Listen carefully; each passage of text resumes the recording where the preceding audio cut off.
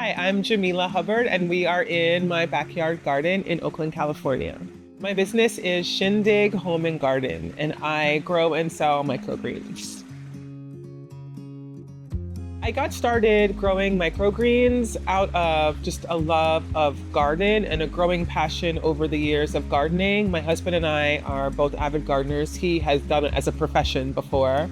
And actually, we started growing microgreens in an outdoor greenhouse space back in 2018. But what we learned in the process of trying to grow microgreens there was really, with an outdoor space, you're very limited into the months and the time of year that you can grow because you have to really control the environment. And especially given that we are doing hydroponic growing, you have to be very controlled. And so with the outdoor greenhouse, we just couldn't keep that going throughout the winter when it was a really rainy winter. We were very, very fortunate to be able to buy a home in 2020. And in this house, there is a room, a whole space that really it's not really livable.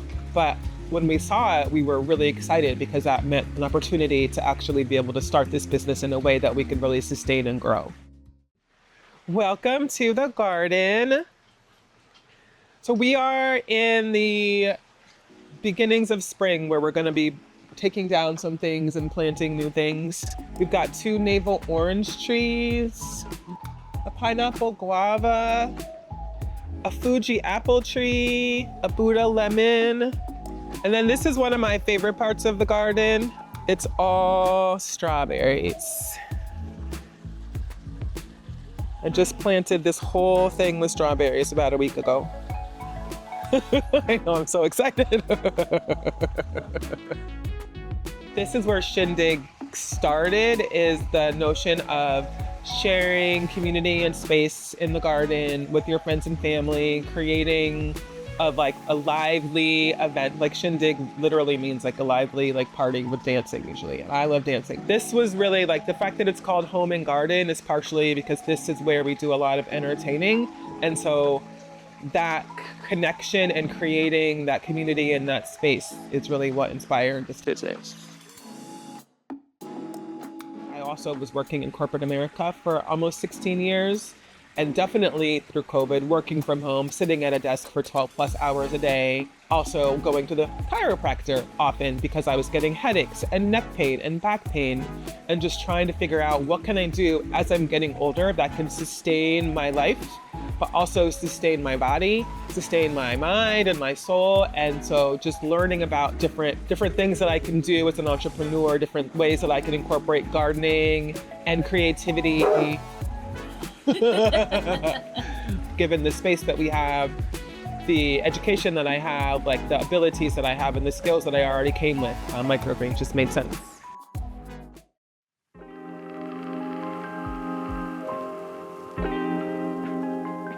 So if I were to ask you, it's a regular day in your life, you're coming in here for the first time, in the morning, what do you do? What does the day look like? There's not a regular day, but there definitely is twice a day, every single day without fail, the microgreens need to be watered.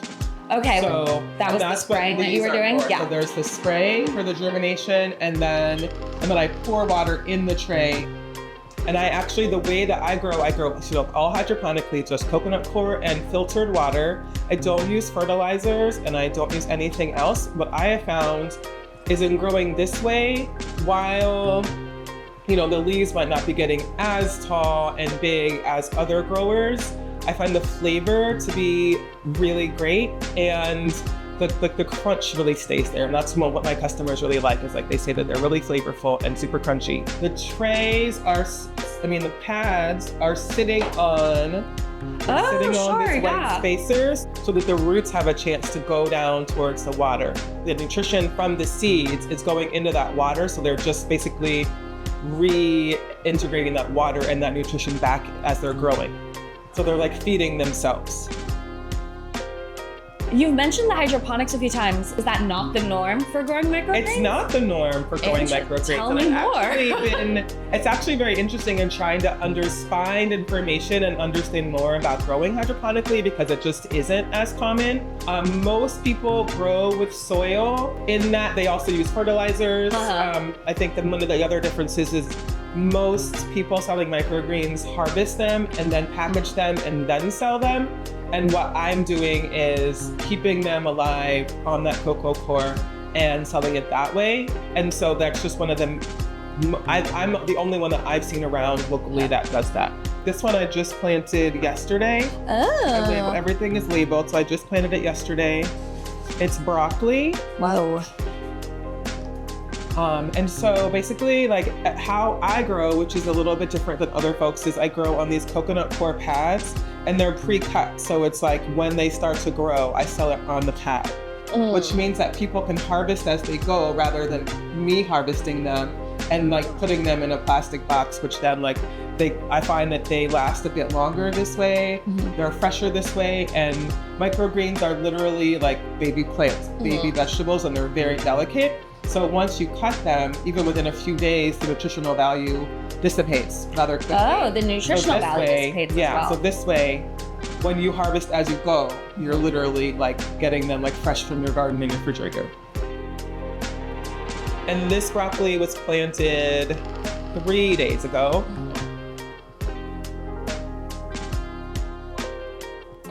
And the difference. Whoa. That's just a few days, but it's still not ready yet. So I'm gonna spray it still. So that goes back in the dark for another day or two. I let broccoli go for about 10 to 11 days before selling it. So this is what it looks like fully grown. And you can see. Oh, wow. It went from those little seeds to that in the span of 10 days. These individual leaves of the broccoli microgreen would grow into an entire head of broccoli. Like Whoa. this, like you only need one seed, like one or two seeds. And so each one of these leaves is a seed. So you can just see like how many seeds, how many potential giant broccoli plants are on this tray. I sell my microgreens in these amazing little boxes that are fully compostable, and each box is lined with this clay lining, so even though it's going to be a little wet at the bottom, it actually won't like soak through. And so when I'm at the market, you know, somebody orders, I'll have a full pad of broccoli. I will take it out and let it drip. There's a lot of water on this one. And so I put it in the box. It fits perfectly. And it's like your own little broccoli forest in a box. And then that's how you take it home.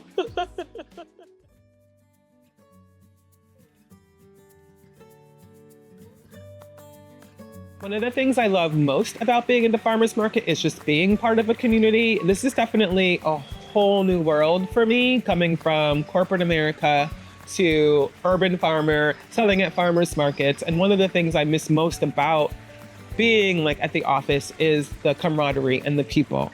And so I love going to the farmers market and seeing the same vendors every week, the market managers, seeing them every week, and then also having regulars. Like I have customers who every week will come to my booth and buy from me or just chat with me. I have this one customer who she came to my booth and was asking me about microgreens one week. And she was like, okay, well, I'm not ready yet, but I'm gonna do some more homework and I'm gonna, see what I'm thinking, and then I'm gonna come back. And she came back, and it took like 3 weeks, but she came back a few weeks later, and she has been back every single week since then. It's really awesome to be able to be a part of people's lives like that, where she's looking for food that's going to nourish her children and her parents and her husband. So it's really wonderful to know that I get to be a part of that for people. Another thing that I'm really looking forward to doing in the next year to 5 years is getting to be a bigger part of not only the entrepreneurial community within the Oakland and the Bay Area, but also the culinary world. Like I absolutely love speaking with chefs and learning about how they think about food, how they use microgreens, how they use color and flavor. In having those conversations, I get to learn more and more about how people are using them, what people are excited about them for. I get to, as I mentioned, like I'm moving from a whole other world of my career. Like I completely pivoted my career. So I'm very excited to just step even further into this new world of farmers markets and the culinary world and the urban ag world, and just meeting all of these extraordinary people in the Bay Area. I love connecting with people on Instagram. So Shindig Home and Garden is my Instagram handle. That's also my website. Hello@Shindig Home and Garden is my email address. It's a long name, but I think it encompasses a lot of exactly what I'm looking to do with this business, is to just grow community around food.